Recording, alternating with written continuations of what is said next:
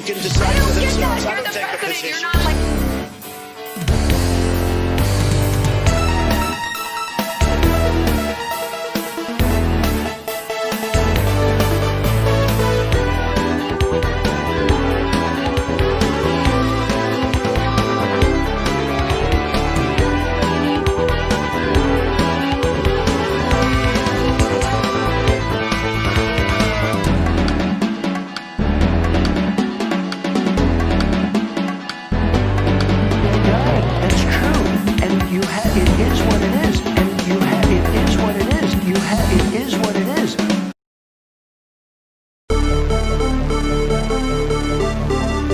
I'm about to be 34 and I have no family. Running against the worst candidate in the history of presidential politics puts pressure on me. Could you imagine if I lose my whole life? What am I going to do? I'm going to say, I lost to the worst candidate in the history of politics. I'm not going to feel so good. Maybe I'll have to leave the country. I don't know. Well, you have to understand, the first time I ever heard of Black Lives Matter, they were chanting, pigs in a blanket, talking about police. Pigs, talking about our police. Pigs in a blanket, fry them like bacon. Well, you have to understand, the first time I ever heard of Black Lives Matter, they were chanting, pigs in a blanket, talking about police. Pigs, talking about our police. Pigs in a blanket, fry them like bacon. Look, talk about education. Does in fact have 3, 4, and 5-year-olds go to school, not daycare, school. We bring social workers into homes of parents to help them deal with how to raise their children. It's not that they don't want to help, they don't know quite what to do. Play the radio, make sure the television, make sure you have the record player on at night, the phone, make sure the kids hear words.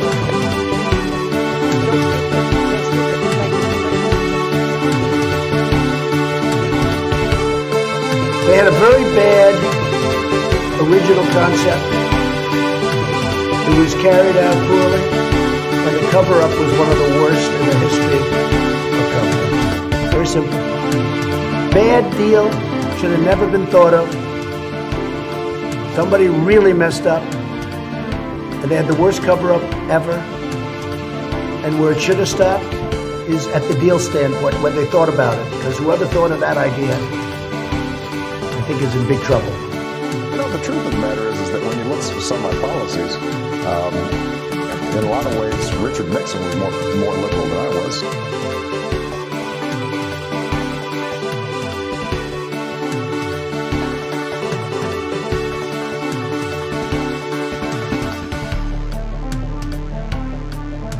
And he's like this, and we were, I need water, help me, I need water, help.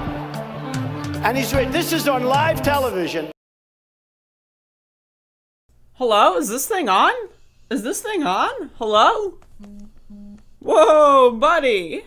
Whoa, is this thing on? I just got a text message. Someone is texting me at this current moment in time. Oh, no, I have to pay my phone bill. Are they going to shut me off? Fuck. Isn't that wonderful news? Isn't that wonderful news, everybody? As a friendly reminder, I love how they do this. Verizon's like, we're just giving you a friendly reminder that you owe us like $80. It's a friendly reminder. You know, don't worry about it. You know, do it at your leisure. Or, you know, we're going to shut you off in like 12 hours. But, you know, it's a friendly reminder. So someone give me another friendly reminder to pay my phone bill later, please. Anyway, welcome everyone. This is Above It All. This is episode 1056 featuring Max the dog. As you can see, Max the dog is being a doggy dog, just laying down, you know, just having a good time. Today I'm going to have a guest on. An organization hit me up and was like, please, they were like, help me, please, I need to go on your YouTube show. And I was like, right?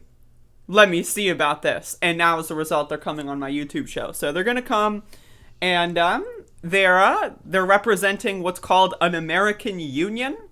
And their whole goal thing is they want to organize a block of like 3-4% of swing voters in like to my understanding, multiple states and swing states probably, in order to kind of like push leverage to get politicians to do what the people want. So I'm sympathetic with that. That sounds pretty cool, right? So boom, I'm going to have them on the show. So we're going to be talking to them in about half an hour from now, but I want to do a little bit of a pre-show. I want to, give everyone the scoop. You got to have the scoop, right? We're going to talk about some stuff. We're going to just have a good time here. This is what we do here. We have a good time. As you can see, again, Max the dog is having a good time. His head is on the pillow. But can you imagine, right? This dog is like, I'm going to lay on the bed, right? And then they lay their head on the pillow. Like, I can't, right? I can't. Max, go back to sleep. I can't. It's too good. It is, in fact, the doggy dog world. Hello, Nicholas Nordland. Hello, Cloud. Hello, Z50, also known as Z50. Hello, But Is It Art? Hello, Mr. Free Glitcher. Hello, Dusty Scarlet. Emphasis on scare. Hello, Unknown Stoyle. Unknown Stoyle is actually debatably first today, but my chat room has no proof of that. If I scroll up, Nicholas is the first message. So it's very debatable. It's very, I would say today's first is, it's like the Iowa caucuses. We just don't know. We just have no idea. Yeah, sure, math exists, but, math is just your opinion, man. This is like the Iowa caucus. So, just throwing that out there. This is the Iowa caucus of Above It All episodes.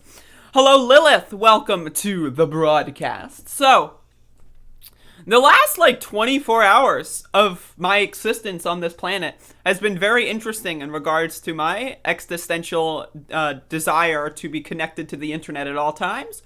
My YouTube strike for cyberbullying the President of the United States was removed.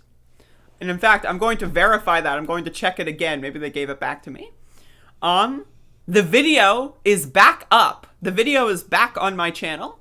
Now, again, I just want to say thank you to everyone who tweeted at YouTube over the last couple of weeks. They never responded to me. They never tweeted at me. They never sent me any email whatsoever at all. However, the strike was removed. So, the strike was removed. I don't necessarily care what the reason is. I would prefer to know what the reason is, right? But this mysterious shadow organization is just okay, whatever. Now, again, it sucks because the strike was clearly bogus. And yet, I still lost 2 weeks of YouTube income. I lost 2 weeks of, momentum on this platform. I was getting 50 viewers a stream, and then I'm gone for 2 weeks, and now I'm stuck at 20, right? So there's been palpable damage. And is YouTube gonna give me a stipend and say oh, we're sorry about the false strike on your account. Here's $100 for your troubles? Of course not. Of course not. Right? And this is the problem with these big tech companies. But my YouTube strike was removed. So that is a huge anxiety reliever, a gigantic anxiety reliever. So if you noticed, last night I uploaded some videos that I had prepared over the last couple of weeks, that I was just kind of on the fence about uploading, whatever. I'm just clips in general I was on the fence about. So I uploaded some of those clips, and one of them, I know. One of them was a Jimmy Dore video. In this video, right, now, again, this video is a week old. I just uploaded some clips from my YouTube strike period, right? Now, you have to understand, right, that yesterday, a relatively popular Twitterer, right, who just happens to be a woman, and that's important because Jimmy Dore does not like women, right, tweeted my video out. And I got a lot of people that were spamming you're a tranny, you're disgusting, you're against Medicare for all, you're a corporate shill on my videos, right? And then I'm okay, well, that's really funny. And while these people are flocking to my channel, let me upload Jimmy Dore, his $2 million mansion review. Let me upload that clip first. Now that this strike is dealt with, right? And I can upload clips comfortably. Let me upload the Jimmy Dore one first, right? What could possibly go wrong? So I uploaded that one first, and holy shit, man. These motherfuckers, they're nuts, right? They are nuts, right? And I've dealt. Mr. Freak Glitcher knows this better than anyone else in the chat, I think. I've dealt with some real dumb motherfuckers in my day. In my day, I have been a dumb motherfucker, and I have dealt with dumb motherfuckers many, many, many, many times throughout my experience on the internet. A lot of y'all are newer here, and that's fine. I love the new people, right? I love that I can constantly bring in new people and meet new people, and that's one of my favorite parts about doing this, right? But for those of you that have been around here for any longer than 2020, you should know I have dealt with the dumbest of the, like, dullards that are so ridiculous they will make your head spin. Like, I seriously, right? And I don't know if I've ever dealt with a brand of dullard as dumb as the Jimmy Dore dullard. I really don't think I can. Like, let's be honest, right? Like, I remember doing when I was a speedrunner, right? Which I am no longer, of course. I know I recently got the Gubble world record, but I'm not a speedrunner. When I was a speedrunner, there used to be arguments in speedrunning leaderboards about banning certain methods of play that were faster. And so the point of speedrunning is to beat a game as fast as possible, right? So these dumb motherfuckers were like, we should not allow you to beat the game as fast as possible because I can't do this glitch and it makes me mad. That's what these people were arguing about, right? And it's like, that's pretty dumb. And I remember like making fun of these guys on like forums and stuff like all the time, and it was hilarious, right? But it's like, now we're at a different point. I do political shows now, right? I have dealt with Trumpers, and let's be honest, right? The QAnon people that have flocked to my channel in the last year, wow. They eclipsed anything that any dumbass speedrunner would possibly say as far as the dullard meter. And now here we are at a new segment in time where we've got Jimmy Dore dumbos who are like, if you don't agree with my favorite YouTuber, then you are against Medicare for all. Like, again, like, it's like these people are fucking ridiculous, dude. They are dumb. They are dumpster sludge. Canned dumpster sludge. Like, you know when you open up a can of beans or whatever, and you see that, like, weird preservative slosh in the can of beans? Now, imagine, instead of a can of beans, it was a can of dumpster sludge. That is what's in the place of these motherfuckers' brains, dude. Like, imagine thinking that in order to promote Medicare for all, you must like a YouTuber that I like. Right? Like, again, but these guys are serious. They're really this fucking dumb. They're stupid as fuck. And I want to give you, like, a little bit of, I want to give you a little bit of my thesis here. So, let me play this clip. This is a clip from, my understanding, this clip is from Nico House's program. And Jimmy Dore on Nico House's program, what this guy said is that, what is the point of voting for progressives if they don't do exactly what I want, right? Because Jimmy Dore runs a YouTube show. And obviously, anyone that runs a YouTube show gets direct access to every single politician, right? That's how it works. And if if that politician does not accept the direct access VIP badge, then they're useless. Now, I know we've only got like 12 people in Congress that even like Medicare for all, right? But instead of pressuring, the 430 or 420, X amount of people that also don't support Medicare for all, instead of, going after them, well, why even have progressives in government? Let's watch. This is ridiculous. AOC has 10 million on Twitter, a congressional seat. She's at the mainstream media is at her every whim. And I'm sorry, I'm speeding this up because I can't stand either of these people, and I don't want to listen to them for 1 minute and 38 seconds. So bear with me. I would consider that to be a mandate. That's the strongest thing a progressive can have in Congress. What the hell is the point of having a mandate if, like, at this very moment, this guy, now again, these guys, Nico House is transphobic. He thinks that trans women in sports are biological men and should not be playing with girls. So these guys are both transphobic. Now, you might be wondering, what does that have to do with anything? Is Jimmy Dore transphobic? Well, here's a clip of Jimmy Dore actually being very transphobic. And I know, what does this have to do with Medicare for All? This has nothing to do with Medicare for All, right? I don't like Jimmy Dore, right? So let's play this clip. Give you a tip. If your fiance calls you up and says she has a secret she wants to tell you on the Jerry Springer show, don't go. Because the secret is not going to be that her dad's paying for the wedding, okay? The secret is she has a dick or something.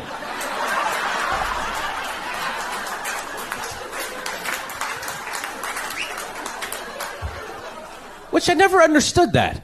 How could you be engaged to someone and not know it's a guy? Well, we never had sex. You ever listen to her pee? Now, so Jimmy Dore's not transphobic. That was 20 years ago. Well, okay, if that's the case, has Jimmy Dore talked about Tulsi Gabbard's anti-trans legislation last week? Crickets? No. All right, you know who did, though? Nico House. And you know who agreed with Tulsi Gabbard's anti-trans legislation? Nico House. Now, am I saying it's guilt by association? No. But what I'm saying is if you've got a history of making awful jokes about a certain group of people, right, and you flock to people that actively continue to make awful jokes about a certain group of people, chances are you have not evolved, you have not changed, you have not grown up. We have all done stupid-ass, cringy garbage in our past, but you know what we don't do? Continue to do those cringy-ass, stupid garbage things. So again, that's the context here. I do not like Jimmy Dore, okay? And if you think that me not liking Jimmy Dore means that I'm against Medicare for All, you are a dumbass. You are a loser. You are a fucking moron. So let's play the rest of this clip. This is Jimmy Dore saying there's no point in voting for progressives. Don't even vote. You shouldn't even vote. Well, if you're not going to vote, right, then why are you talking about politicians? Like, if Jimmy Dore wants to go out there and say, all right, we need to mask up, get a black bloc army and march on Washington, that's my idea. That's what I want to do. We need to get millions of Americans to march on motherfucking Washington and tell these guys what we need to survive this crisis. Jimmy Dore doesn't want that. Jimmy Dore wants you to hate a politician because then he can say AOC in all of his Twitter videos, in all of his YouTube videos rather, get super chat after super chat after super chat and make millions of dollars. That's why this guy's doing this. So again, watch this clip here. It's embarrassing. This guy's embarrassing. Moment in the middle of a pandemic, when you have the election's over, you got it. Why have a mandate if you're not going to fight at this very moment? Imagine thinking one elected representative has a mandate. What? Yeah, sure. We're 1/535. You got a mandate. You got a mandate. There is no point. You're exactly right. That it's just what's the, as Norman Solomon said after the entire squad voted for the extension of the Patriot Act to extend Donald Trump's fucking spying powers, as they were calling him a Russian puppet. They gave him spying. Now, I want to say explicitly, is it bad that certain members of Congress have voted for bad legislation? Abso-fucking-lutely. And they should be criticized by every single person for doing those reprehensible things, okay? So, but this is what people like Jimmy Dore do, is they try to tell you a couple real things that are actually bad about these people, and then they use that to weasel their way into a strategy that makes them more money. That's what you have to understand. Follow the money. Powers on American citizens, which reveals them to be bullshit propagandists. And Norman Solomon wrote in Salon magazine, he said, what is the point of voting for progressives if they're just going to vote with the surveillance state anyway? Well, the answer, Norman, is there isn't a point. And what is the point for voting? Okay, the point, right? The answer is actually there is a point. Okay, so we have two politicians. Politician one is going to vote for defense budgets, national security, garbage, right? They're going to not want to pardon people like Edward Snowden or Julian Assange, right? And then also, they don't believe in climate change, and they don't believe in healthcare for all citizens. And then you've got another politician who is on board with all the national security and defense budgets and the calling Assange evil, but then they also want to give healthcare to the citizens. Those are the differences. So I say, right, if we have any say in the matter, I will take someone who is 30% correct over someone who is 10% correct. That is the point. The point is harm minimization. That is the point. Could you imagine if we still had the same congressional makeup that we did in 1823 that we do right now? that would be pretty fucking bad, right? Our laws would be pretty fucking bad, right? So we've gotten a little bit better, and a little bit better. And is it enough? Hell no. Hell no. But this is the thing, is Jimmy Dore's strategy is purely electoral. Is he going out there and saying we need to occupy Washington? Is he going out there and saying we need to do more protests? Maybe. I don't know. Send me the clips. I'll gladly review them. I don't think he's going out there and doing that. He's just attacking AOC, saying that if AOC doesn't give you healthcare, give me more super chats. That's what he is saying, and it's working. The grift is working. How don't you people understand that? Progressives if they're going to vote for the largest upward transfer of wealth in history in the middle of a fucking crisis. There is no point. And what's the point of voting for them if they're not going to use the actual leverage they have to get us Medicare for all, the last country in the world that doesn't fucking have it in the middle of a deadly pandemic? And if they're not willing to risk everything to do that right now, there is no point to vote for them. Yeah. And they're revealing it. I'm not revealing it. I set up the framework for them to either prove that it was worth voting for them or it wasn't. And here it is. Now, I want you to analyze this. Jimmy Dore says, I set up the framework. And this is exactly correct. This guy is telling everyone, if AOC doesn't single-handedly give you Medicare for all, then, well, I was right. He set up the framework. What? Who is Jimmy Dore to set up the framework to call out a politician? Nobody. He's nobody. But he's going to convince you that this framework, it's the best framework in the history of frameworks. Believe him. Willing to risk everything to do that right now, there is no point to vote for them. Yeah. And they're revealing it. I'm not revealing it. I set up the framework for them to either prove that it was worth voting for them or it wasn't. And they are fucking making it sure that everybody knows they aren't going to do a fucking thing and you ain't getting health care, so go suck it. Right, again, he set up the framework.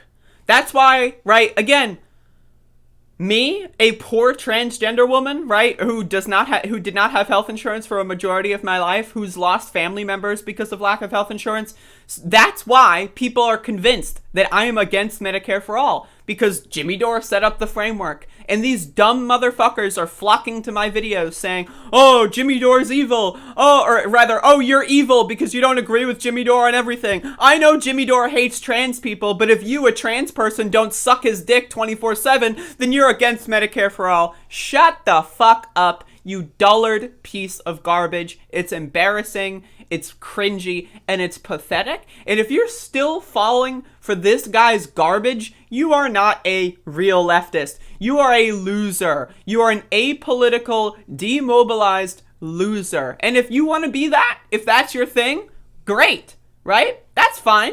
You don't have to participate in politics. It's optional. Go play video games, right? Video games are fun. But don't come onto my fucking channel and tell me that I'm a corporate stooge because I don't like a guy who makes jokes about my people and I don't like a guy.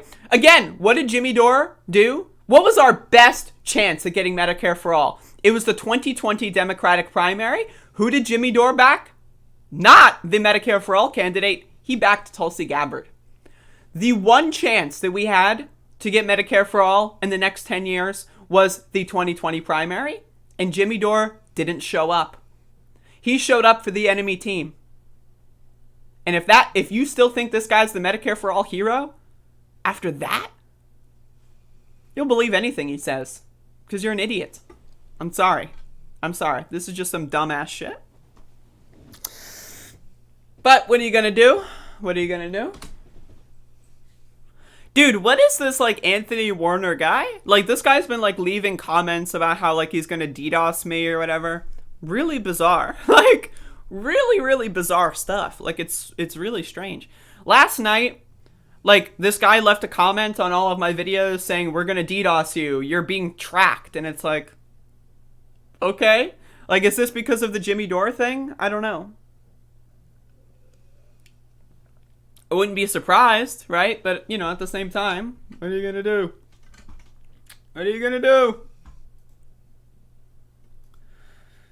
It's very weird. I do want to say I love the commas instead of period. Like, I love that. I love when people use commas instead of periods. I think it's really funny. But I want to talk about one more thing as well before we get into our guest of this program.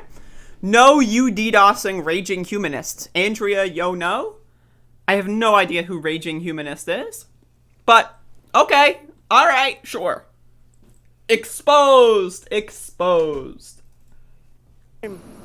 So stupid. So stupid. Thank you. Thank you. Stupid. So stupid. Thank you. Thank you.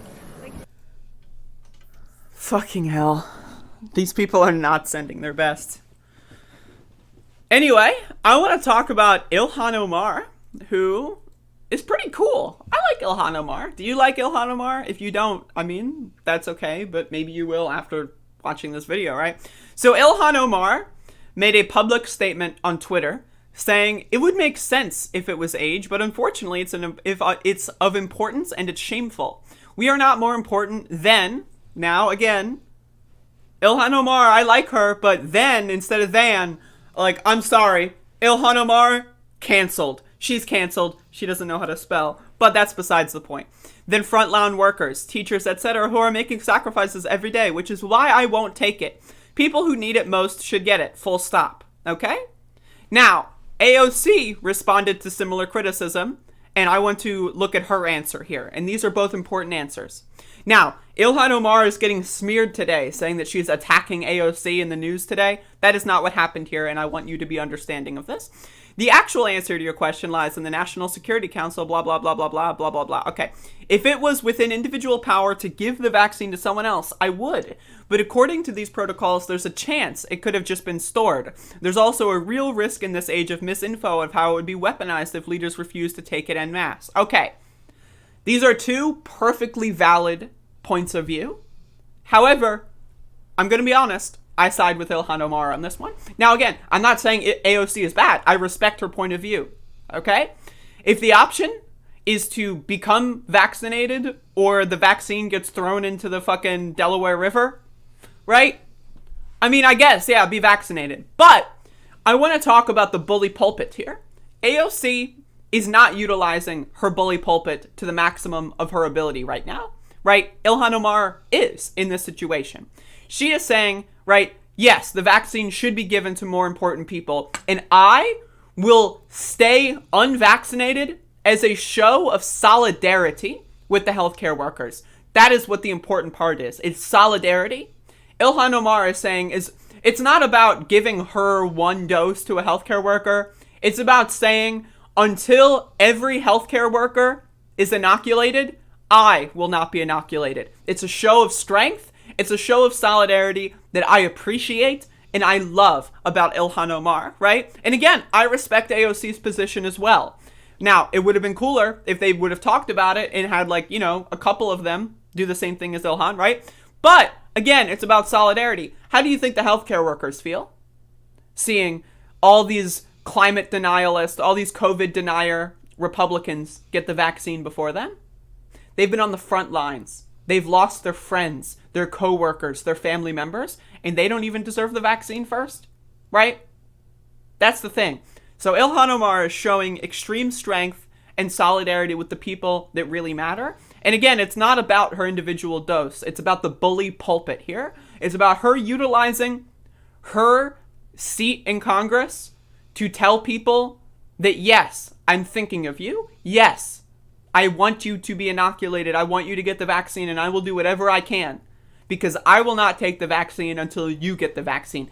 That is what she's doing, and it's amazing, right? It's amazing. And again, I respect AOC's point of view as well. I just disagree with it. I think it's a little bit too calculated, right? Imagine that, right? I disagree with a politician. Oh no, right? But again, I'm just shouting out Ilhan Omar. Amazing leadership. And, you know, she's fucked up a little bit over the last couple years, but this is the stuff that reminds me that Ilhan Omar, she's a real one. And that's what I'm saying. But anyway, let me read some chat messages here. You're being tracked. I know, I carry a phone everywhere. You got me, right? I'm being tracked. I'm going to buy a downpipe for my car with it. What kind of car? Oh, with the $600 check. By the way, I just want to say, come on. If everyone in my audience gave me $50 of their $600 stimulus, right? I'm just saying, right? I've got 26 viewers right now, right? Hey, you're getting a free $600. A free $600. I'm just saying, if you want to give me some of it, you know, I will utilize it for feeding my family. I will utilize it for smoking marijuana. I will utilize it to make more video. I'm just saying, I'm just throwing that out there. I'm just giving all an idea. This is not a forcing. There's no bullying of any kind. I mean, sure, I'll ban you for life if you don't give me your stimulus check, but I'm not trying to bully you. I'm not trying to pressure you, right? I just want the super chats that Jimmy Dore gets. That's what I'm interested in. I want soup for my family. That's all I want, is I just want soup for my family, they say.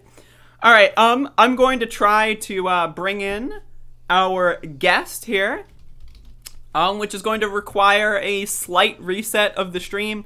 It's going to be on the same page, but I'm going to have to, do a little bit of a buffer period. But yeah, so again, I just want to say, this person contacted me during my YouTube strike period, and I was, not the best person in response to that. And then they were like, okay, I noticed you have problems. That's cool. We'll get it done. And so we got it done. We're going to have a conversation. I'm going to speak to someone who is the founder of this project called An American Union, which is the whole idea is they want to end war, end poverty, end prisons, some radical stuff, right? And they want to do so trying to organize a block of effective and organized swing voters. So they want to say, again, you got the Republicans, you got the Democrats. They're going to vote blue no matter who, red no matter who. That's what they're going to do. We need to get the people, right? The non-voters as well as, people that are in between. We need to get them all on the same page and then say, hey, if a Republican's going to give us these things, we'll vote for a Republican. If a Democrat's going to give us these things, we'll vote for a Democrat and then hold them hostage. I like that idea. It's a decent idea. So we're going to have a conversation about it. And, yeah, so that's going to be what we're going to do here. And if anyone has questions, I'm sure that they would not mind answering those questions, right? Why not, right? That's what they do. That's what these people do, is they answer questions, That's what they do. I'm just saying that. I'm throwing that out there. I wish I got $600. Who even qualifies for that? I know not everyone's going to get the $600. My brother who during this pandemic, right, didn't get the $1,200 check. I split my $1,200 with him. So we both did $600. I'm not sure if I'm going to do that again this time. I'm sorry, Nick, but you've got a full-time job, buddy, and I just do YouTube shows. So I'm just saying, right? But he has been working 50, upwards of 60 hours a week during this pandemic, and he still doesn't qualify for the $600. Isn't that great?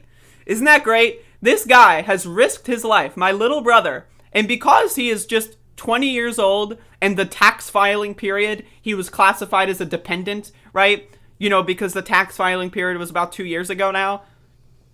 So what? He doesn't get any money, right? Isn't that great? Don't you just love America? Don't you just love America? Isn't it just wonderful? America. I love it. But anyway, I'm going to set up the little interview segment here.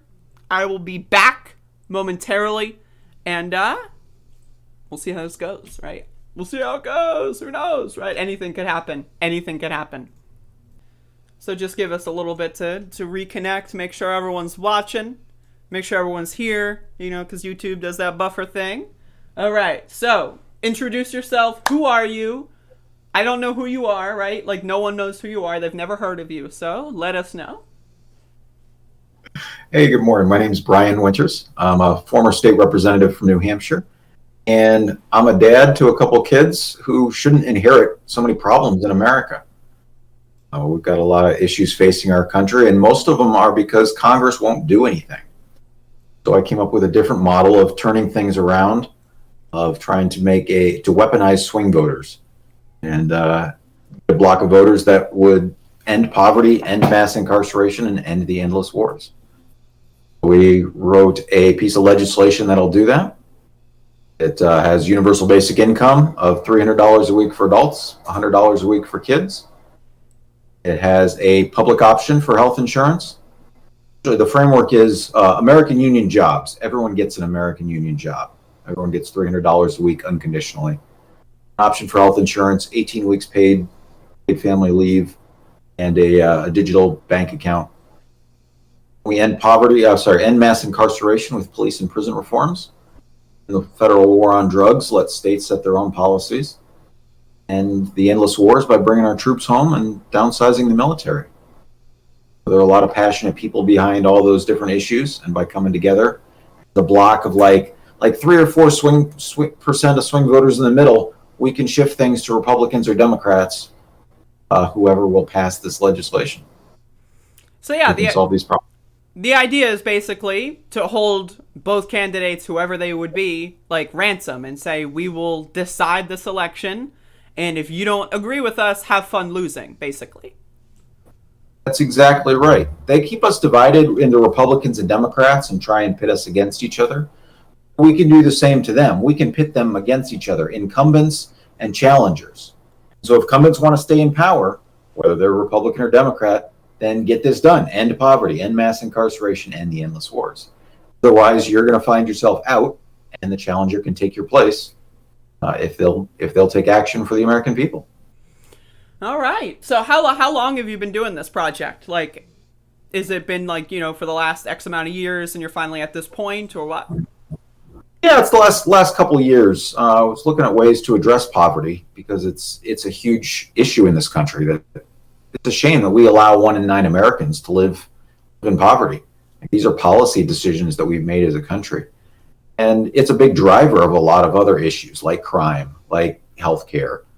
And so how do we address poverty? Well, coming from New Hampshire, I was fortunate to meet a lot of presidential candidates going up there for the first in the nation primary. And Andrew Yang persuaded me that universal basic income was the easiest, simplest way to address poverty. And from there, that kind of, all the rest of the pieces fell into place after that. Okay, so would you say like this legislation that you've built is probably primarily over the last year or so? Yeah, that's about right. Okay. All right. I do agree that I think a universal basic income, just a straight up cash transfer, is just the most effective way of dealing with poverty. They did these programs in Brazil, during the aughts and basically eliminated hunger, for example, which I think is pretty impressive. They've done these programs in European countries, right, where they just test out, okay, we're just going to give everyone a bunch of money, and typically it improves their health. They're allowed to buy more nutritious food, right? It improves their lessens their anxiety, because a lot of people, especially in America, like, we're working paycheck to paycheck, and a lot of us aren't working right now, right? So we're like, we don't know if we're going to live, in the same house next month. We don't know what we're going to eat next week. And that just kind of builds anxiety that really destroys your brain. Like it releases so many bad for you stress hormones that really just kind of is a slow killer. And then that drives up healthcare costs, of course, right? So, and that's like, at that point, it's a public health crisis, right? And it's all could be alleviated with basic cash transfers. So I do think that is a very worthwhile plan. And I appreciate that the plan has more than just the cash transfers, right? It has, we got to deal with police. We got to deal with all these other really important issues. That way there's something in it for everybody, right? Because, some people aren't necessarily worried about their money, but they're worried about police raging through their neighborhood, that gets them involved, right? You're absolutely right.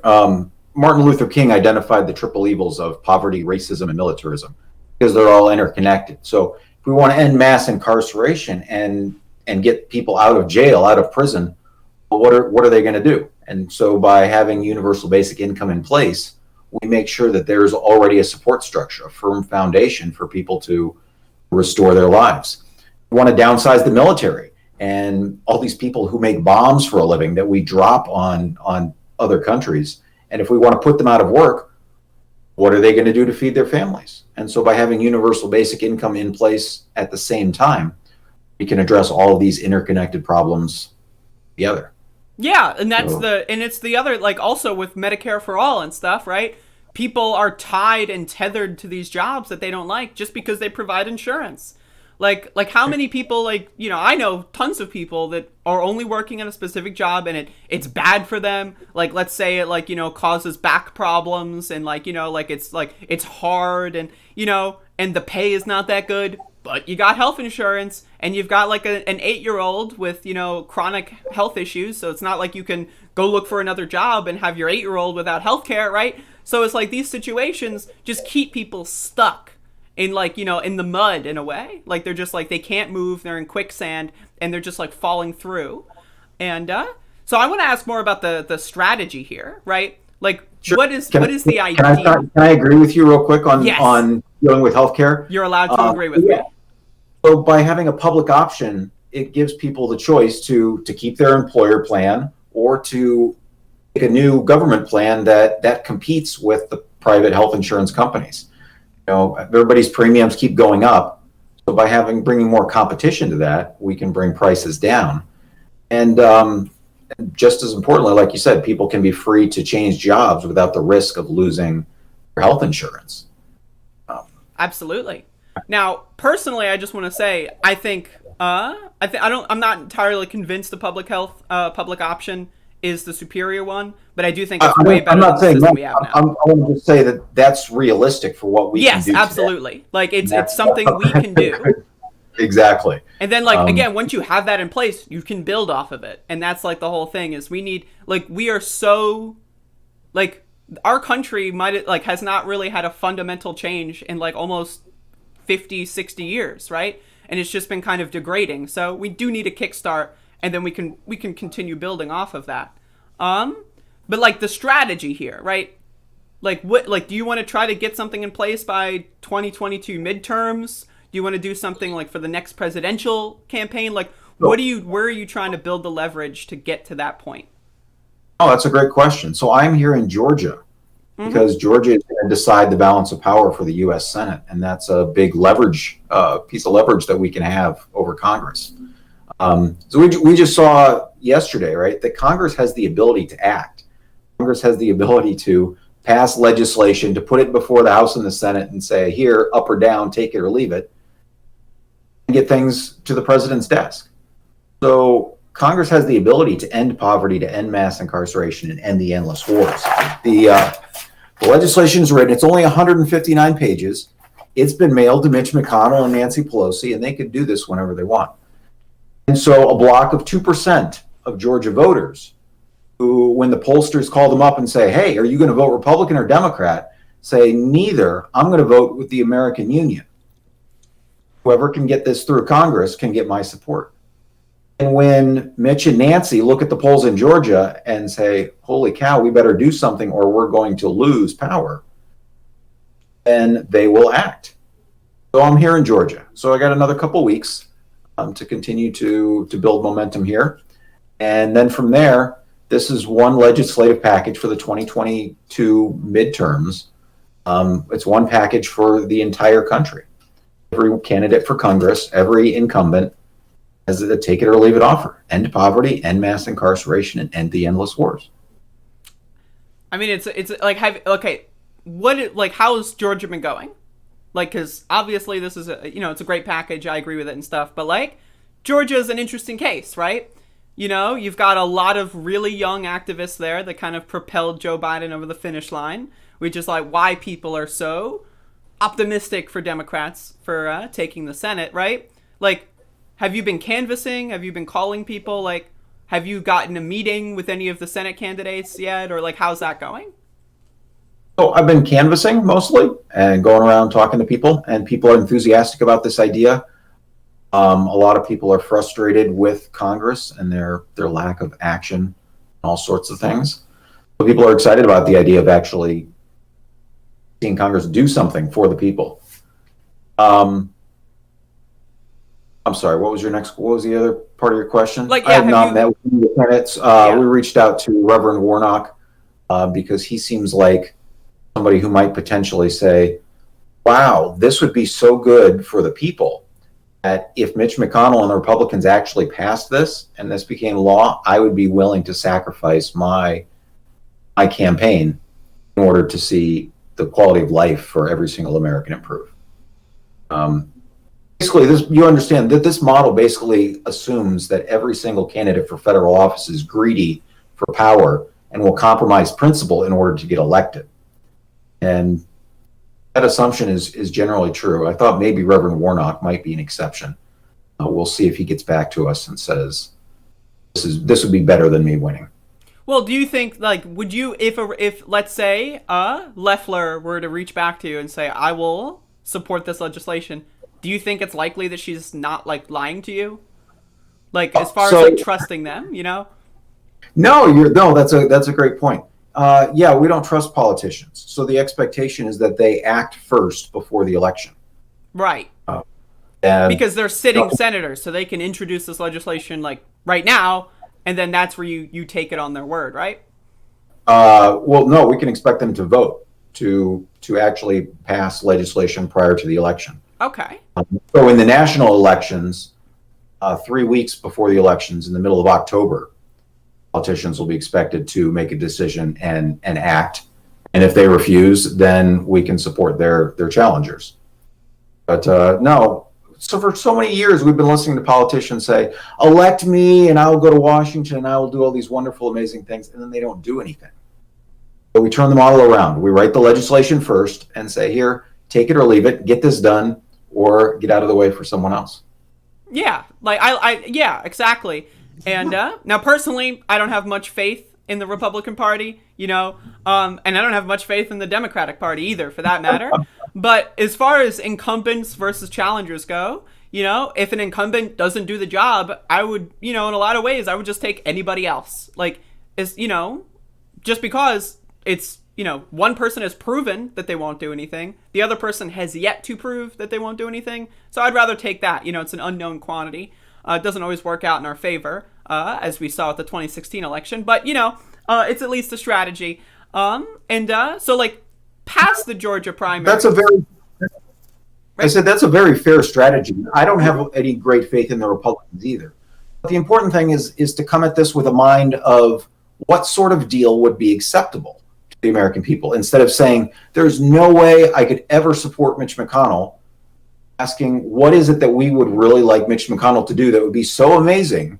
We would say, yes, you can run the Senate for another 2 years. Mm-hmm. And the answer is end poverty, end mass incarceration, and end the endless wars.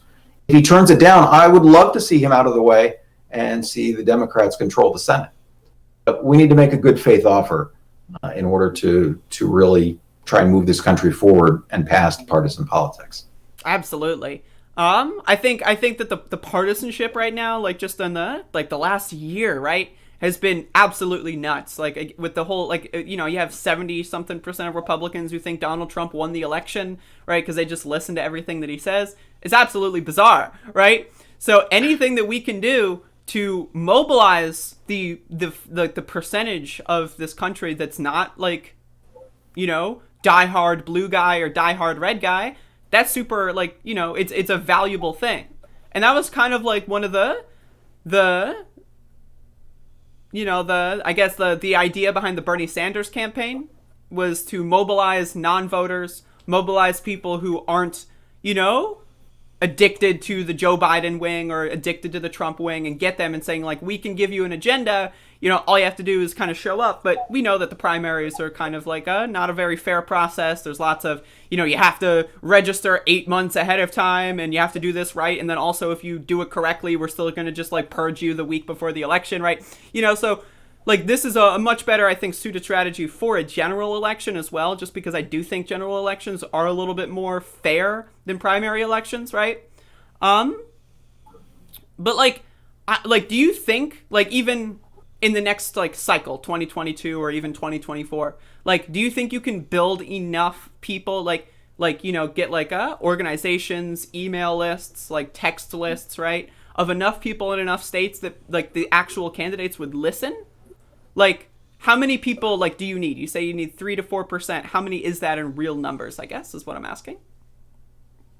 So I guess in real numbers, be 5 million people nationwide.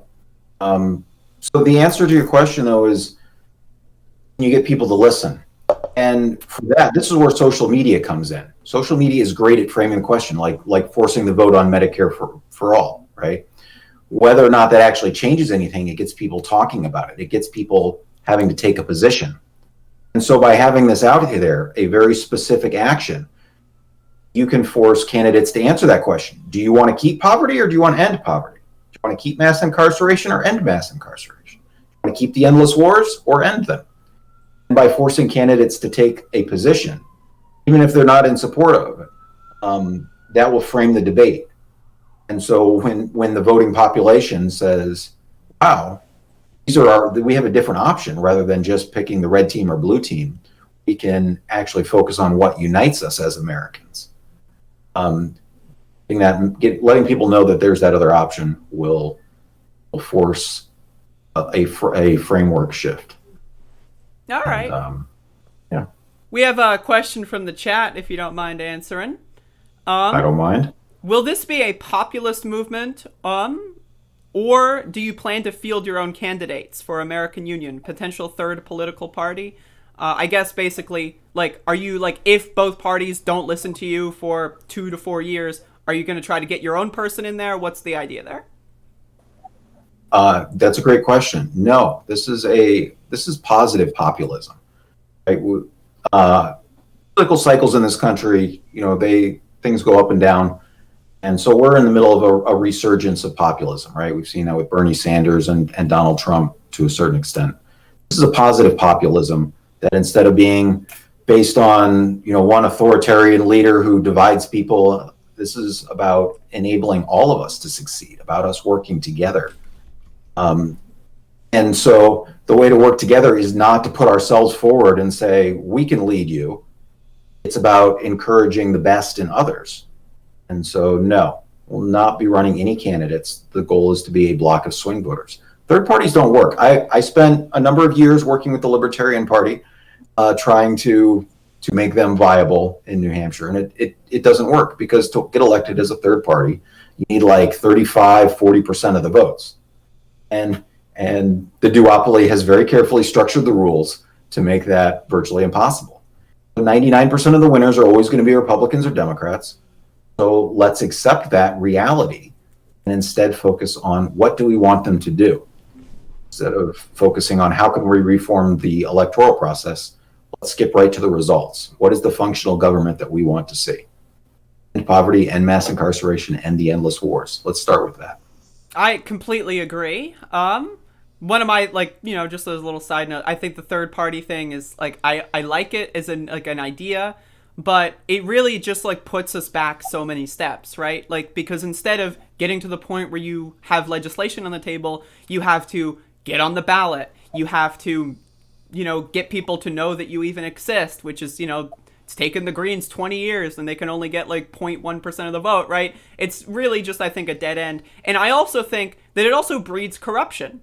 During the Green Party primary process, it wasn't all that fair. There were a lot of issues with certain candidates not appearing on certain ballots that were really mysterious to me. And it just seems that people are more interested in their position within the Green Party than they are about the power of the Green Party as a total.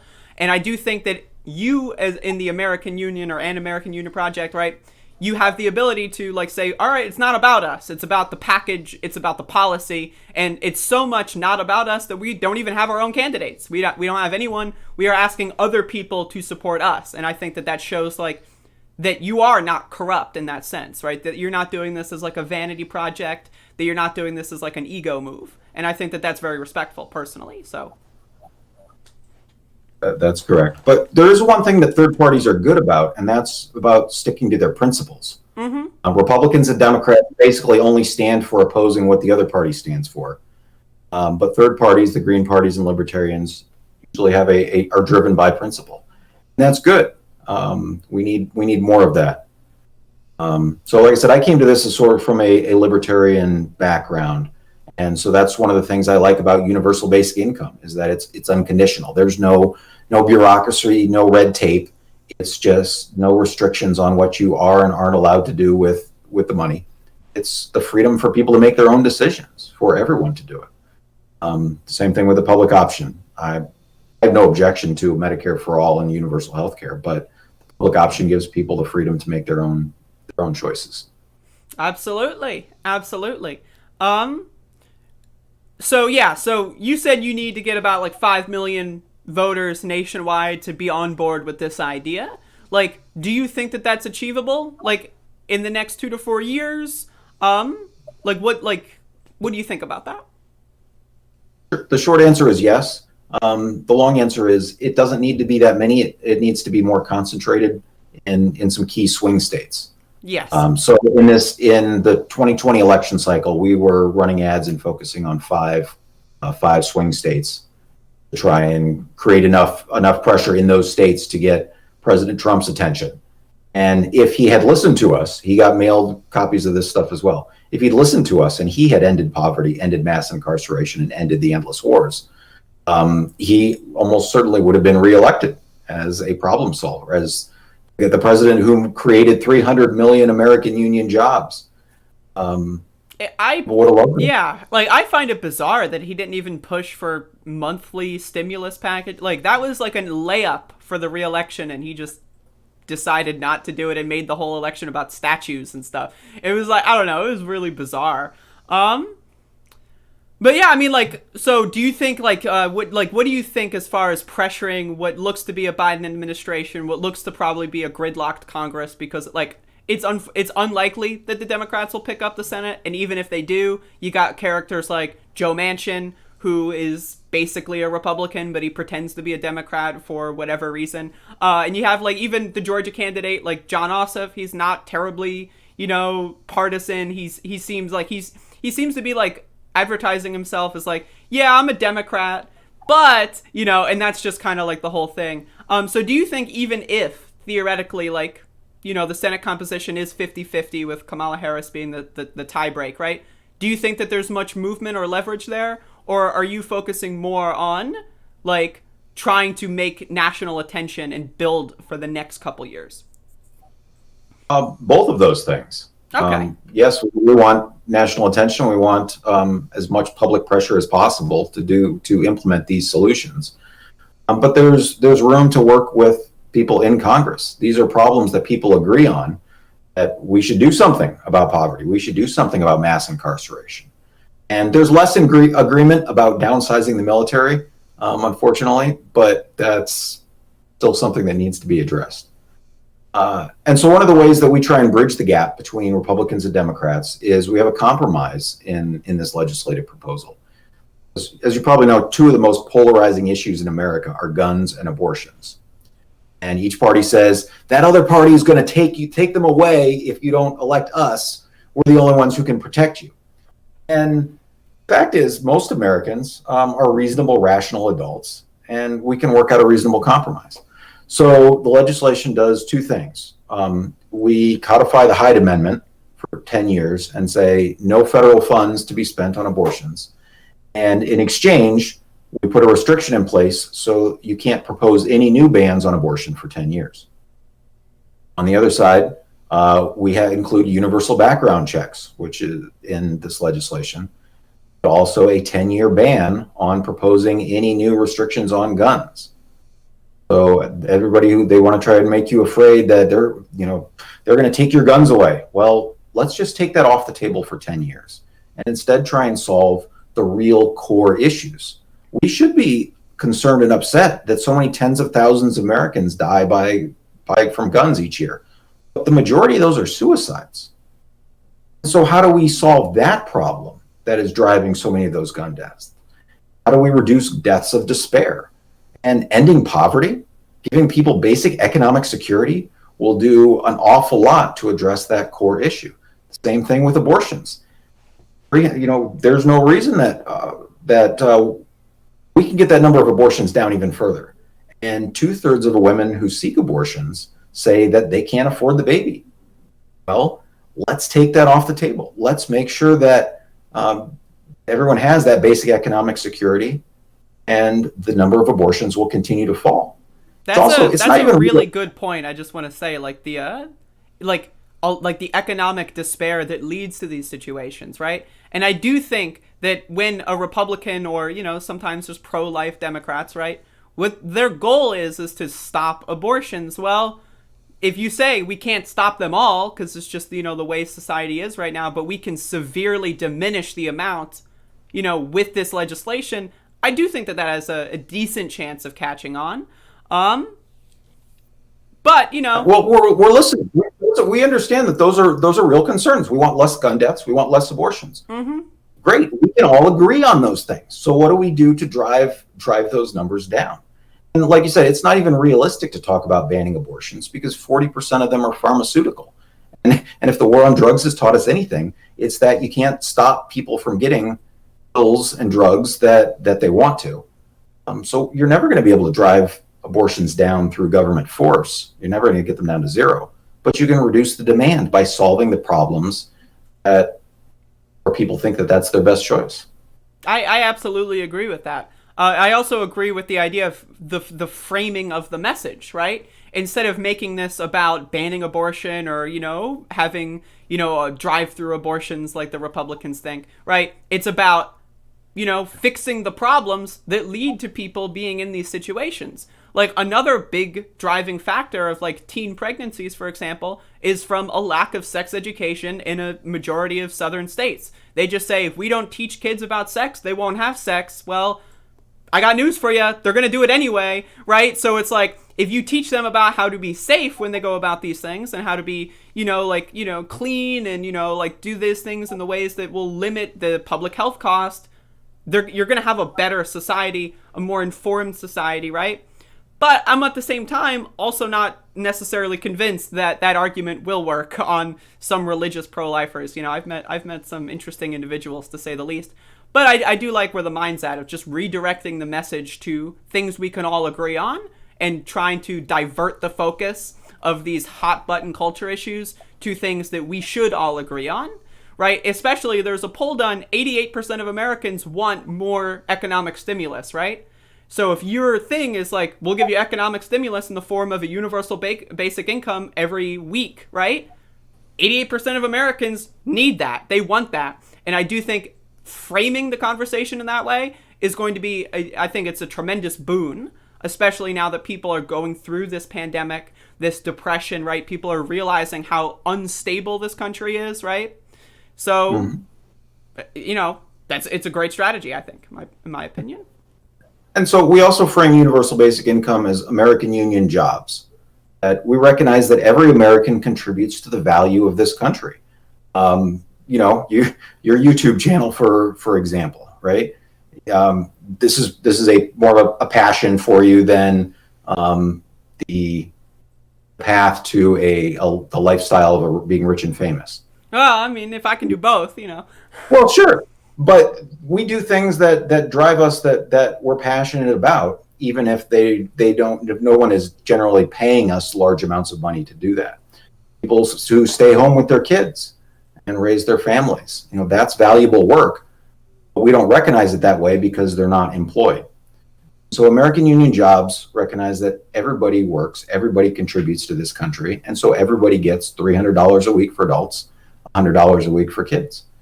And by recognizing that value in everyone, that's the positive populism, is giving everyone that solid economic base. And it addresses so many problems. Universal basic income gives people the freedom to walk away or to negotiate with low paying jobs. Right now, if you're being threatened, well, it's either take this or nothing, and you're being there's a certain element of coercion there. Absolutely. And by giving people the freedom to turn down economic coercion, we can make this a much better, freer country. Absolutely, I agree. I've got another question about like you've been doing canvassing and all that stuff. What would you say are the if people are against your proposals, what would you say are their concerns? Have you met that many people that just say no? And if so, did they just slam the door in your face instantly? Because that's usually my experience when canvassing. But sometimes you have conversations. What are their concerns? What is your even positive concerns too? What are people thinking about your proposals on the ground? So people want to know how we're going to pay for universal basic income, and that's a very fair, reasonable question. And so the legislation does that in three ways. Very briefly, a value-added tax, a fee and dividend on pollutants, carbon and plastic, and then through new money. Right now, look, the economy needs additional dollars in circulation to thrive, but right now we're giving it all to the bankers. And instead, when Congress creates new money, everyone should get an equal share. That's how we pay for universal basic income. People sometimes ask questions about the ending mass incarceration. Ending the drug war is something that I I grew up in the 80s in the just say no, Nancy Reagan era. The drug war has been around for a long time, but it doesn't work. It causes more problems than it hopes to correct. And so by getting the federal government out of that role, as saying national policy is let states decide. And that's what we've seen with marijuana legalization, right? Is states trying to make their own decisions, but still being hampered by federal restrictions. Absolutely. So ending the drug war is something that takes people a little bit to wrap their mind around it. But the idea that states will be able to decide is something that is hard to argue with. And then ending the endless wars, some people are concerned about the military. Like, won't it put us at risk if we didn't spend as much on our military as the next 10 countries combined? And, I mean, the answer is there's always some risk. But look, we're a big, strong nation. We're geographically isolated, and we have hundreds and hundreds of military bases around the world.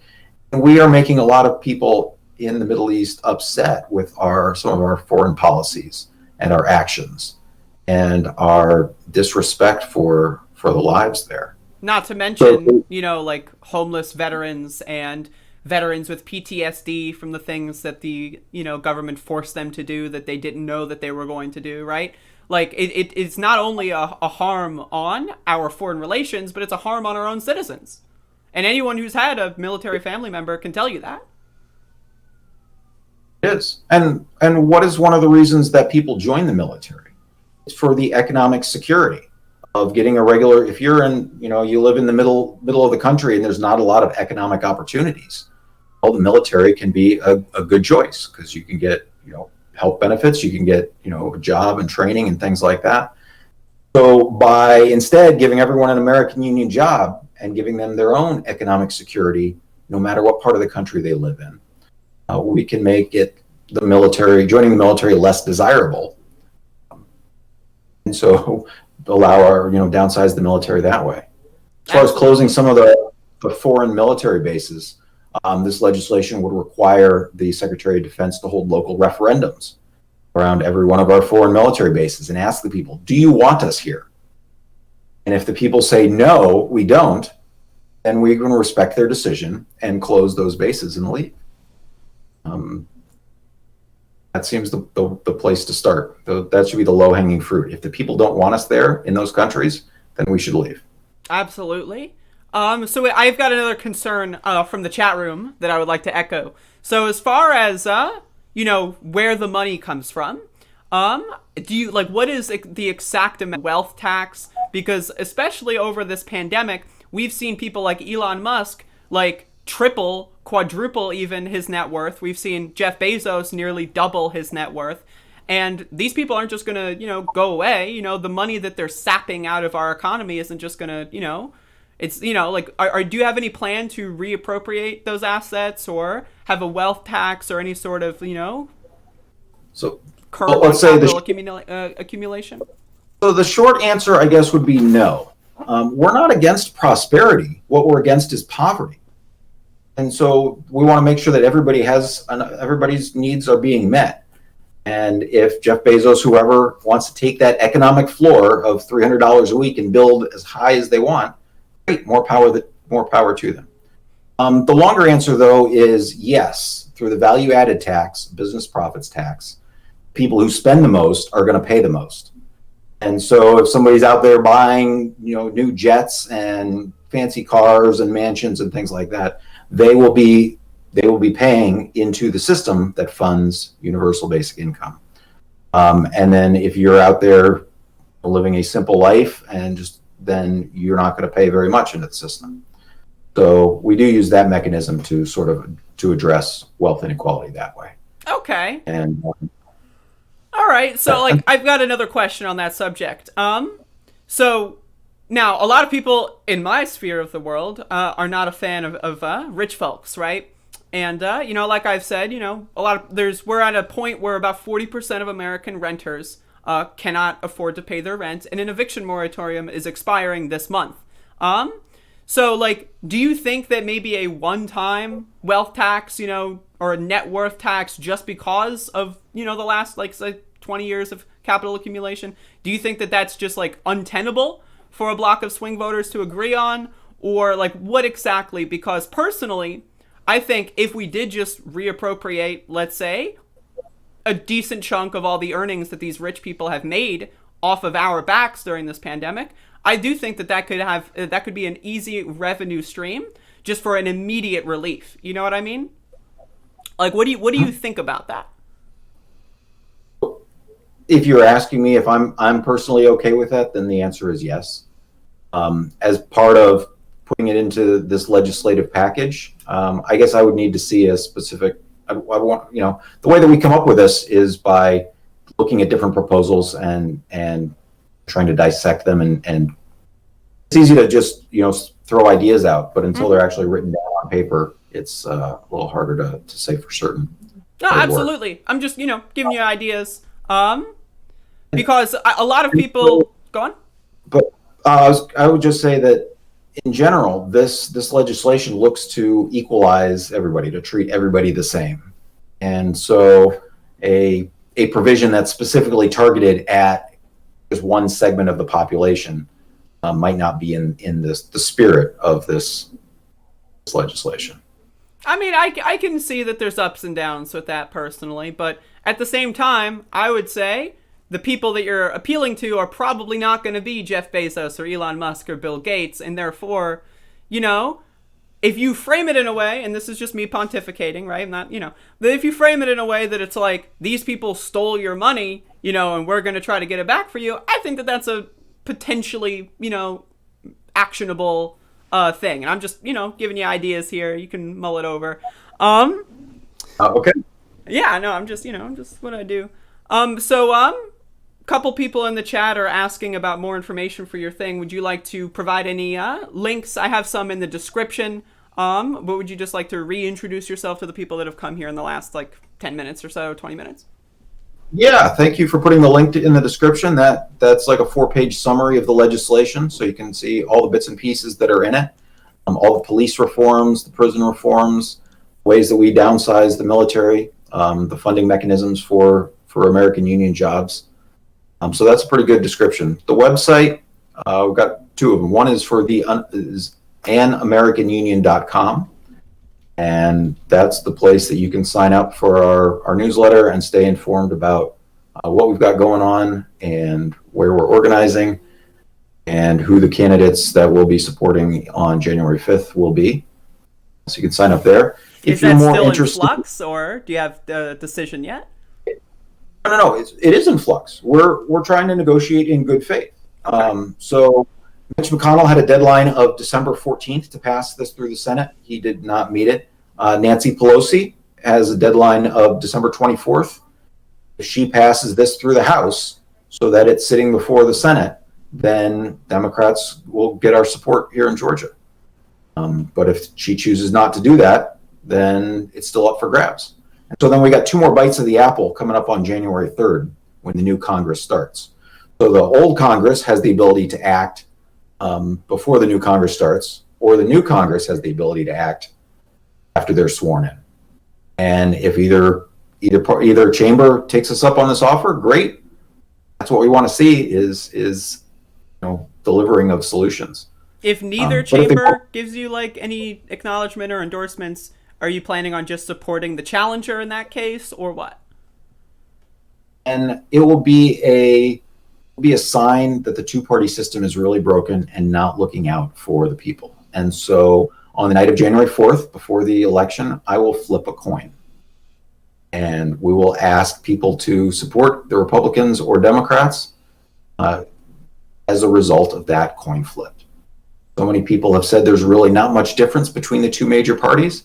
And if they continue to ignore the fact that so many people in this country are hurting and doing nothing, almost virtually nothing, then we can withdraw our consent from the system, not by not voting, but by electing someone based on a random outcome. Saying, look, they try really hard to make us choose, to pick a side. We can refuse to do that. Okay. I'm not necessarily sure I agree with a coin flip, but it's an interesting strategy, and I respect that. What were you going to say? I was going to say, well, that's, if you have to pick a side, then you're agreeing to the system, right? Yeah, I know. I definitely agree. And there's definitely some merit to that. But if you really want to end the system, then you've got to send them a clear message.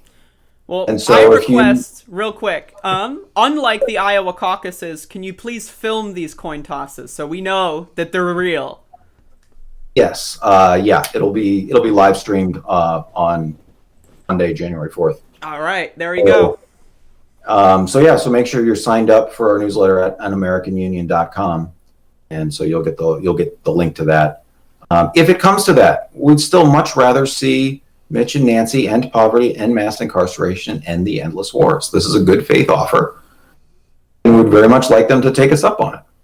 So, if you're more interested, though, in the nuts and bolts of writing legislation and all the policy details, we need help with that too. So you can sign up at phoenixcongress2020.com, and that's we're gonna need to generate some new legislation for the upcoming year, and as well as tweak this one, so we can always use more help with that. Okay, awesome. Do you have anything else you want to talk about today? Sure. There's so many reasonable, rational people in this country, and somehow we've bought into this story that Congress can't do anything.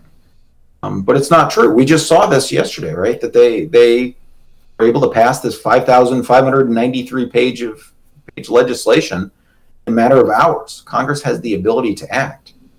And so we need to remind them of that. Say, look, you could do this. And if you don't, it's because you're making a choice. And so hold them accountable for that. I mentioned earlier that these were Martin Luther King's triple evils of poverty, racism, and militarism. Mm-hmm. And so since we have the ability to fix them, we have a moral duty to do so. We have a moral duty to act. And one of the ways that we show this is there's a group fast on the 15th of each month, a fast for peace. And by voluntarily abstaining from food for 24 hours, we demonstrate that we're not advocating for UBI out of greed. We're trying to end mass incarceration and the drug war because, we just want to live in our parents' basements and smoke pot. We're doing this because there's a problem. I feel called out. Well, so here's a way that you can demonstrate that. You can voluntarily give up food for 24 hours. Just drink water. I do that regularly anyway. It's pretty easy. It is pretty easy, but it takes an intention. Exactly. Exactly. And so by all of us working together and generating this intention, this is what Gandhian scholar Gene Sharp called a fast of moral pressure.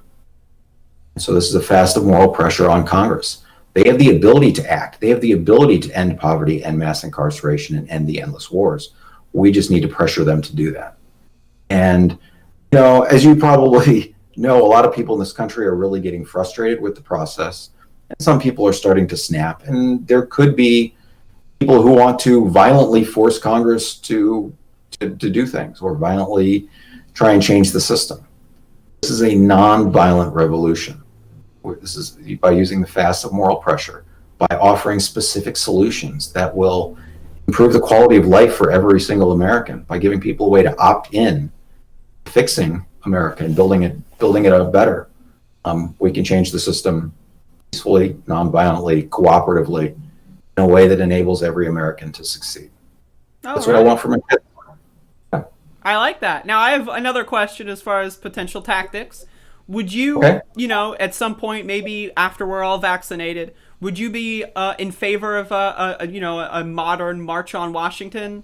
That one, a situation where we get millions of people, on the steps of Congress telling them, these are our demands? Would you be interested in such a thing? Absolutely. And, that's one of the great things about universal basic income is that it unlocks all this activism, right? With $300 a week, you can literally occupy Washington. You can make that self-sustaining. Absolutely. Absolutely. Which is why I am personally in favor of UBI. I want some money to play around with, right? But yeah, right. I think that this is a good idea. I think that if you can organize, even if it takes 5 years, to get this pressure, right? It's a well-worthy plan of action. It doesn't take that much to kind of just sign up and keep involved with it. You know, even if people who are watching me or watching the archive of this later, right? Even if they don't want to, you know, be on your newsletter and get updates, everything, you know, bookmark the page, check back and, you know, January 4th, see what they're doing.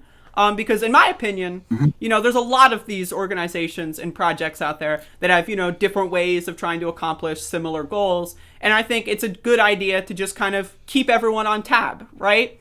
You know, just see what everyone's up to, you know, and kind of keep that coordination going on, because we're stronger when we're more coordinated, even if we have different, you know, projects that we're working on, as long as we know what each other is up to, you know. For example, if I'm doing some sort of Medicare for All outreach, right?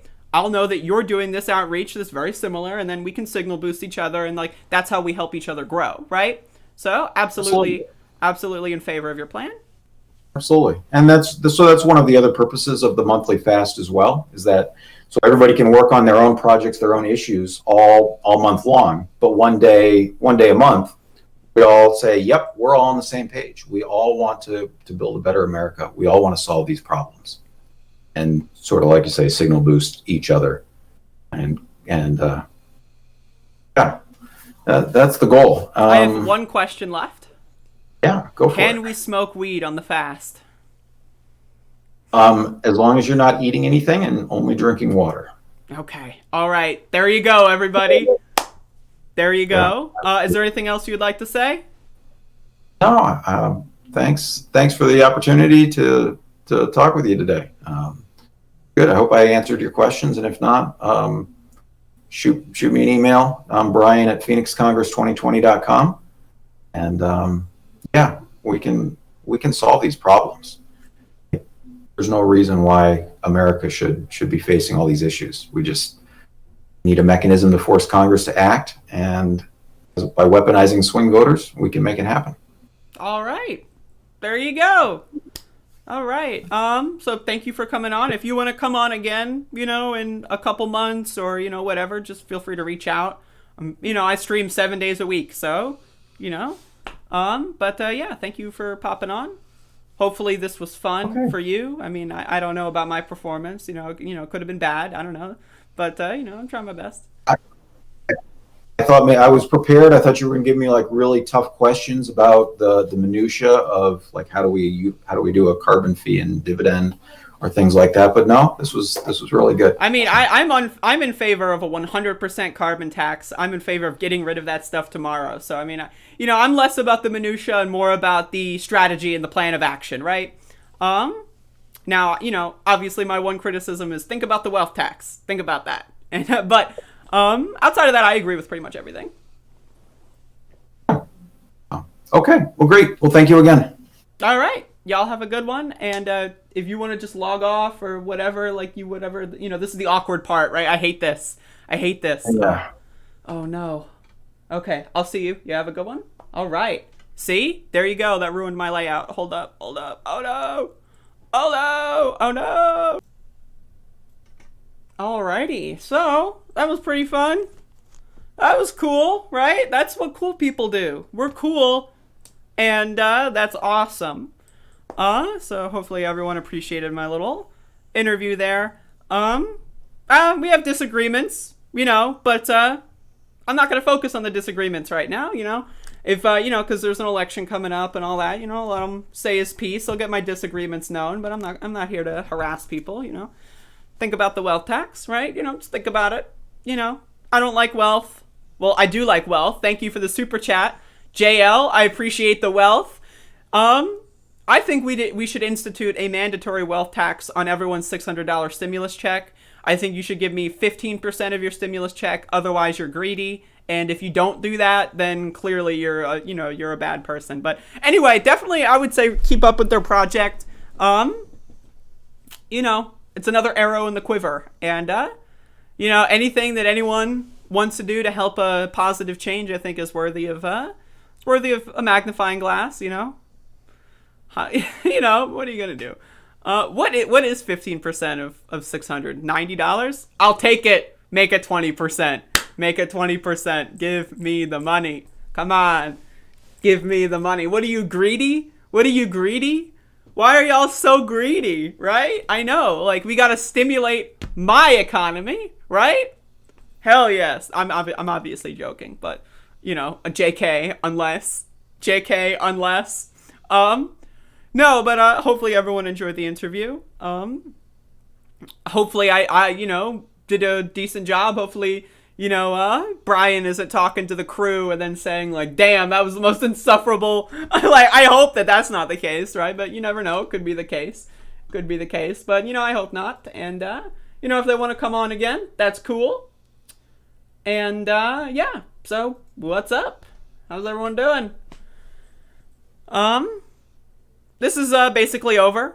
But, I will be beginning later today. I will be beginning the War on Christmas, which is my annual series where I celebrate Christmas by wanting to kill Santa Claus in a video game.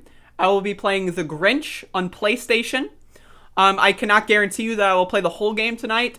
I might, you know, what I'm planning on doing is learning how to speedrun it this year. So I'm going to do multiple playthroughs. But the last time I played the game was last year, and we'll see how much of the game I remember.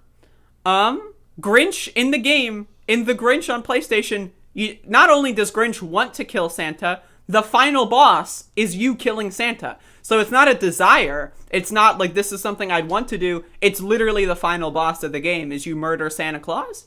So, fuck Christmas, right? Back me up. But anyway, I don't know when I'm going to go live with that. It might be, like, in the evening, maybe 4, 5 p.m. I'm not sure. I'll definitely keep you posted on my Twitter or my Discord.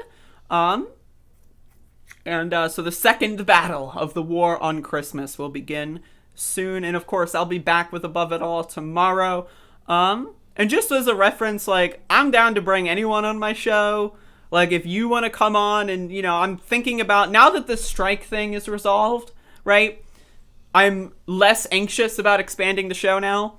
So I'm thinking about doing a phone call system. You know, if someone wants to come in and, like, ask me a question or have a conversation or give an anecdote or something, you know, what do you think about that? Maybe I'll get that set up by the end of the week and y'all can just call me. My only problem is I don't want to be in a situation where no one calls me, because then it's like, oh, look at me, right? Like, oh, look at the loser. No one cares, right? But if we do this, I will probably do it via Discord, because that's, I think, the easiest way to do this. So I'm sorry for the boomers out there. I know, right? I'm sorry, boomers, but that's okay. But either way, hopefully you enjoyed Max the dog sleeping in the background. Hello, Max. Hopefully that was some good background material. But yeah. How's everyone doing? Is everyone's, like, are we good? Is everyone good?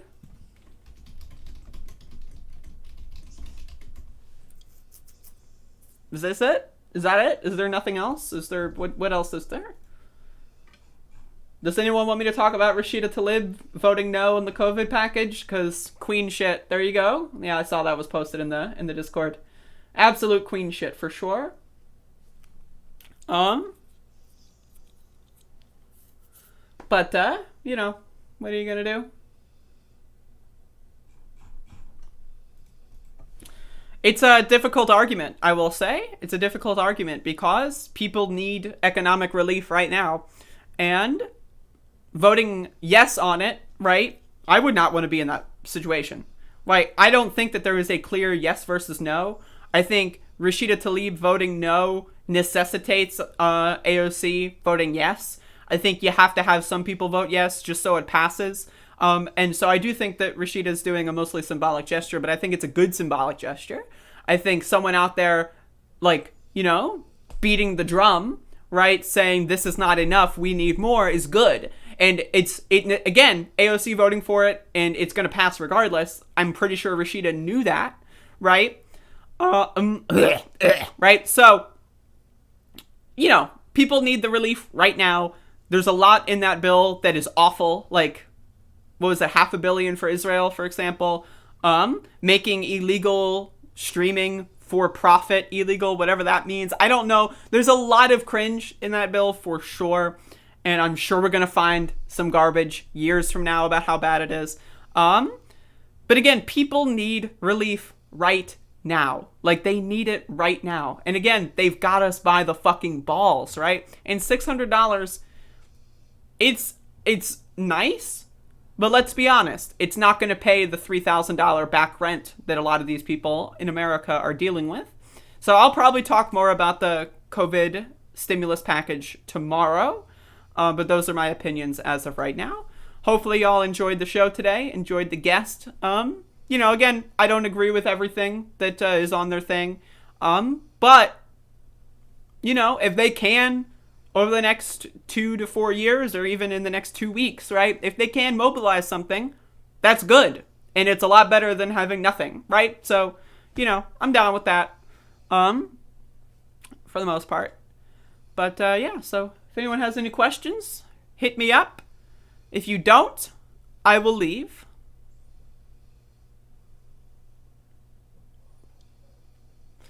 I will play Doom 5 at some point in the next, few weeks or so. My whole schedule got pushed back by the YouTube strike, so I'm sorry. I was planning on playing it in December, but I was like, I'd rather do it on YouTube and not on Twitter where no one's watching, and the stream sucks and all that stuff. Yeah.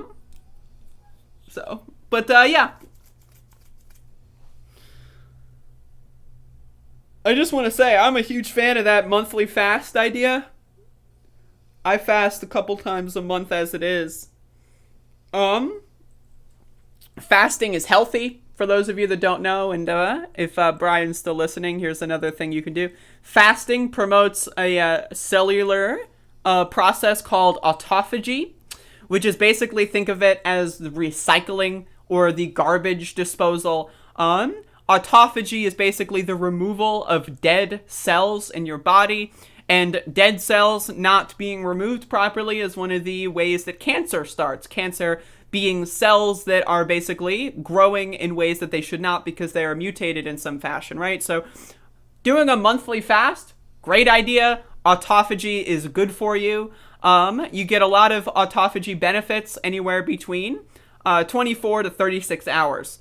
So if you're going to eat dinner on the day before this fast and then not have anything on that day, if you're eating dinner on that day, then that's a 24-hour fast. If you wait until breakfast the next day, then that's around a 36-hour fast. And that's where you're going to get most of the benefits of autophagy. So huge fan of fasting, huge fan of nutrition, and all that good stuff. But anyway, I'll see y'all later.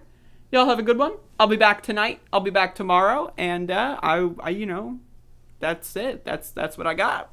Do you want any more? Because I don't have any more. I have nothing. I have nothing. Look at me. I'm destitute, right? Look at my background. I've got my coat, not on a coat hanger, but on just my, whatever. This is, I don't know. This is a disaster. But anyway, thank you, everybody. Y'all have a good one.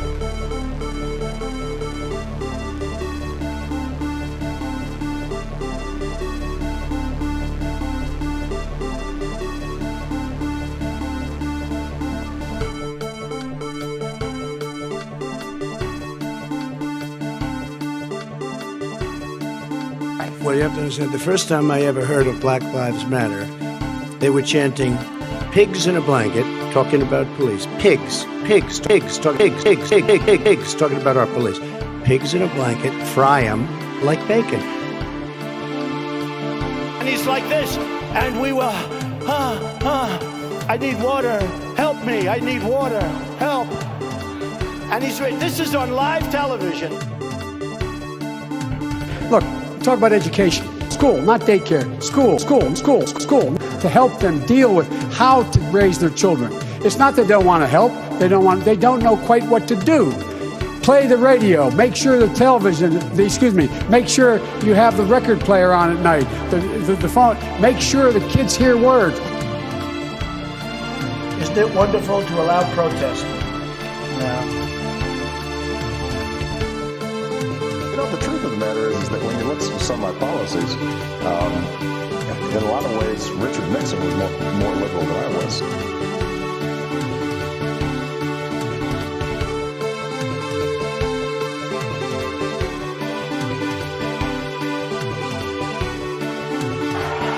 Let me just just tell you, I get along with everybody, which is my obligation, my company, to myself, etc. Obviously, the war in Iraq is a big, fat mistake, all right?